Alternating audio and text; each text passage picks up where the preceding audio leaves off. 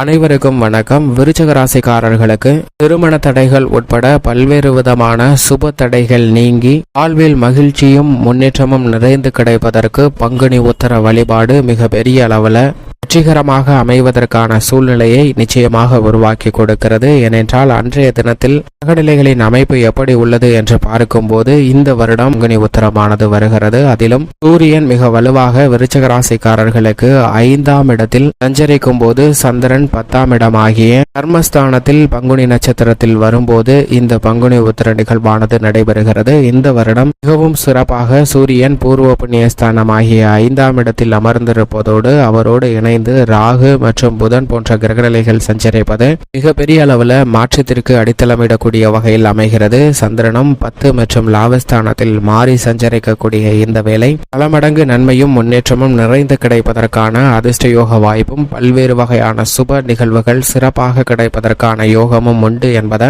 உறுதிப்படுத்துகின்றன. அது மட்டுமல்லாது முழு சுப கிரகமாக குரு இந்த வருடத்தில் 6ஆம் இடமாகிய ருணரோக சத்ருஸ்தானத்தில் வீற்றிருக்கிறார். சனி ஆட்சி பலம் பெற்று சுகஸ்தானத்தில் வலுவாக அமர்ந்திருக்கிறாருங்க. அர்த்தாஷ்டக சனியின் ஆதிக்கம் இருந்தாலும் கூட திருமண தடைகள் உட்பட பல்வேறு விதமான தோஷங்கள் இந்த வழிபாட்டால் நீங்குவதற்கான வாய்ப்பு நிச்சயமாக உண்டு. ஏனென்றால் அவருடன் ராசியின் அதிபதியான செவ்வாயும் சுக்கிரனும் இணைந்து சஞ்சரிக்கின்றன. இந்த தருணத்தில் சுக்கிரனும் செவ்வாயும் இணைந்திருப்பதால் இதிலும் சுகஸ்தானத்தில் வலுப்படுத்துவதால் சுக வாழ்வாக மிக சிறப்பான முறையில் அமையும். சுக்கிரமங்கல யோகம் நிறைந்து கிடைப்பது இதை உறுதிப்படுத்துகிறது. மேலும் மோட்சக்காரகரான கேது லாபஸ்தானமாகிய 11இல் சஞ்சரிப்பது அமோகமான வளர்ச்சிக்கு வித்திடுகிறது. விருச்சிக ராசிக்காரர்களுக்கு பங்குனி உத்தரம் திருமண தடைகளை நீக்கும் வழிபாடாக நிச்சயமாக திகழ்கிறது என்பதை கிரகநிலைகள் மட்டுமல்ல தெய்வங்களுடைய திருமணங்களும் அதை உறுதிப்படுத்தக்கூடிய வகையில் அமைகிறது. ஏனென்றால் முருக பெருமாளின் திருமணம்,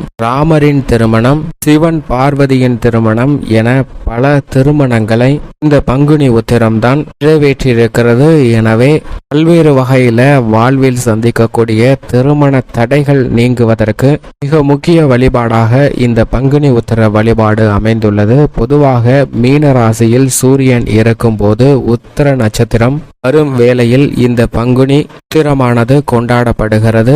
இந்த பங்குனி உத்திரத்தில் பல்வேறு வகையான திருமண வைபோகங்கள் நடந்திருக்கின்றன. ராமாயணத்தில் ராமர் திருமணம் நடந்த போது அவருடன் சேர்த்து பரதன், சத்ருகனன், லக்ஷ்மணன் ஆகியோரின் திருமணமும் முடிந்தது இந்த நன்னாளில்தான் என்று சொல்லப்படுகிறது. அயோத்தியின் அந்த விஸ்வாமித்திரர் தசரத மகாராஜாவிடம் வனத்தில் முனிவர்களை தியானம் செய்ய விடாமல், யாகம் செய்ய விடாமல் தீய சக்திகள் தடுத்து வருகின்றன. அவற்றை அழிப்பதற்காக தன்னுடன் ராமன் மற்றும் லக்ஷ்மணனை அனுப்பி வைக்க வேண்டும் என்று கேட்கிறார். தசரதனின் ஒப்புதல் வழங்கப்படுகிறது. இதை ஏற்று ராமர், லக்ஷ்மணர் இருவரும் சென்று அங்கு யாகத்திற்கு இடையூறாக இருந்த பாடகை என்ற அரக்கியை அழித்தனர். பின்பு அங்கிருந்து புறப்பட்டு செல்லும் வழியில் அகலியின் சாபம் நீக்கினார் ராமர். பின்னர் அவர் ஜனகர் ஆட்சி செய்து வந்த மிதிலாபுரி நோக்கி சென்றார். நிலத்தை உழுதபோது பூமியில் புதைந்திருந்த பெட்டிக்குள் இருந்து கிடைத்த குழந்தையை ஜனகர் வளர்த்தார். அவருக்கு சீதை தேவி என்று பெயர் சூட்டி வளர்த்து வந்தார். அவருக்கு திருமண வைபோக ஏற்பாடு செய்யப்பட்டிருந்தது. அதற்கு போட்டியாக தன்னிடம் இருக்கும் சிவதனுசுவை வளைத்து நானேற்றி வெற்றி பெறும் ஆண்மகனுக்கு திருமணம் செய்து கொடுப்பேன் என்று ஜனகர் அறிவித்திருந்தார். அதன்படி மிதிலாபுரி வந்த ராமர் சிவதனுசை தன் புஜபலத்தால் வளைத்தது மட்டுமல்லாது அந்த வில்லை உடைக்கவும் செய்தார்.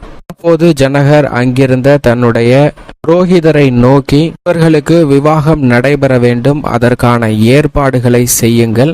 மற்றொரு மகள் ஊர்மிளாவை லட்சுமணனுக்கும் என் சகோதரரின் குமாரிகளின் திருமணமும் நடைபெற வேண்டும் என்ற அறிவிப்பை வெளியிடுகிறார். இன்று மகம் நட்சத்திரம், அடுத்த 3 நாட்களில் உத்திரம் நட்சத்திரம் வருகிறது. இந்த நன்னாளில் இந்த 4 திருமணமும் நடைபெற வேண்டும் என்று குறிப்பிட அதன்படியே 4 திருமணமும் நடைபெறுகிறது. ராமர், பரதன், சத்ருகனன், லக்ஷ்மணன் ஆகிய 4 திருமணங்களும் இந்த பங்குனி உத்திர வைபோகத்தில் தான் நடைபெறுகிறது.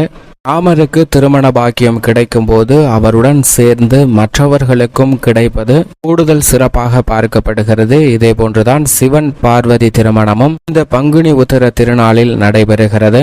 இதேபோன்று முருகர் பெருமானின் கல்யாண திருவைபவமும் இந்த பங்குனி உத்தர தினத்தன்றுதான் நடைபெறுகிறது. முருக பெருமார் தேவர்களின் வேண்டுகோள் படி சூரபத்மனை வதம் செய்ததற்கு பிறகு முருகனின் அரிய செயலுக்காக தேவர்களின் துயரத்தை அவர் துடைத்தெறிந்த காரணத்தினாலும் தேவர்களின் தலைவனாகிய தேவேந்திரன் தன்னுடைய மகள் தெய்வானையை முருக பெருமாளுக்கு மனம் முடித்து கொடுத்தார். அப்படி மனம் முடித்து கொடுக்கக்கூடிய தினமானதுதான் இந்த பங்குனி உத்தரம். இதுபோன்று பல்வேறு வகையான திருமணங்கள் இந்த நாளில் நடைபெற்றுள்ளதுதான் சிறப்பு. தெய்வங்களுக்கு திருமண யோகம் நிறைந்து கிடைக்கக்கூடிய இந்த நாளில் சாதாரண மானுடராக இருக்கக்கூடியவர்கள் திருமணத்திற்காக வேண்டி வழிபாட்டை மேற்கொள்ளும் போது அவர்களுடைய வாழ்வில் இன்ப செய்தியாக இந்த திருமண வைபோகம் கிடைப்பதற்கான யோகம் உண்டு என்பதை இதுபோன்ற தெய்வீக வழிபாடுகள் உறுதிப்படுத்துகின்றன. அது மட்டுமல்லாது ஆண்டாள் திருமணமும் நடைபெற்றது இந்த பங்குனி உத்திரத்தில்தான்.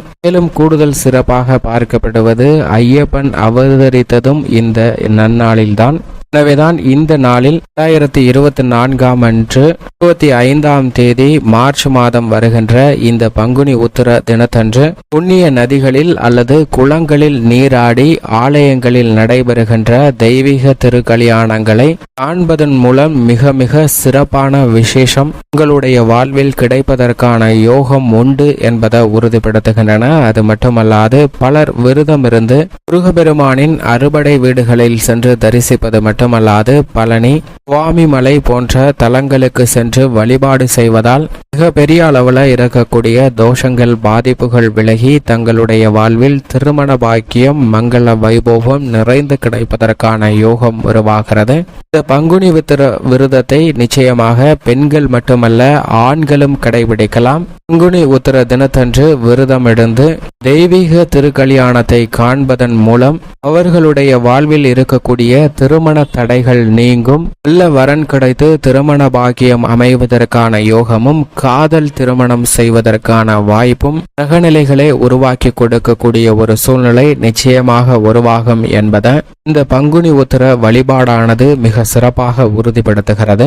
மட்டுமல்லாது திருமணமாகி பல்வேறு வகையான கருத்து வேறுபாடுகளால் பிரிந்து சென்றவர்கள் கூட மீண்டும் தங்களுடைய திருமண பந்தத்தில் இணைந்து மகிழ்ச்சியாக வாழ்வதற்கான யோகமும் நிறைந்து கிடைக்கக்கூடிய ஒரு தருணமாக பார்க்கப்படுகிறது. எனவேதான் இந்த பங்குனி உத்திர வழிபாட்டை மிக சிறப்பாக மேற்கொண்டால் பல்வேறு வகையான திருமண தடைகள் மட்டுமல்ல வாழ்வில் ஏற்படக்கூடிய பல சுப தடைகள் விலகி மகிழ்ச்சி நிச்சயமாக கிடைக்கும் என்பதை கிரகநிலைகள் தெளிவாகவும் துல்லியமாகவும் உறுதிப்படுத்துகின்றன. எனவே இந்த பங்குனி உத்திரத்தன்று விரதமிருந்து வழிபாட்டை மேற்கொள்ளுங்கள். நிச்சயமாக தங்களுடைய வாழ்வில் எதிர்பார்க்கக்கூடிய பல சுப காரியங்கள் வெற்றிகரமாக கிடைக்கும். இவ்வளவு மேன்மையும் சிறப்பும் கொண்ட இந்த பங்குனி உத்திர வழிபாட்டை நிச்சயமாக விருச்சிக ராசிக்காரர்கள் விரதமிருந்து அருகாமையில் உள்ள முருகப்பெருமாள் ஆலயம் சென்று தெய்வீக திருக்கல்யாண வைபவத்தை காண்பதால் பல தடைகள் நீங்கி தங்களுடைய வாழ்வில் சுபிச்சமும் மகிழ்ச்சியும் நிறைந்து கிடைப்பதற்கான யோகம் உண்டு என்பதை கிரகநிலைகள் தெளிவாகவும் துல்லியமாகவும் விருச்சிக ராசிக்காரர்களுக்கு உறுதிப்படுத்துகின்றன.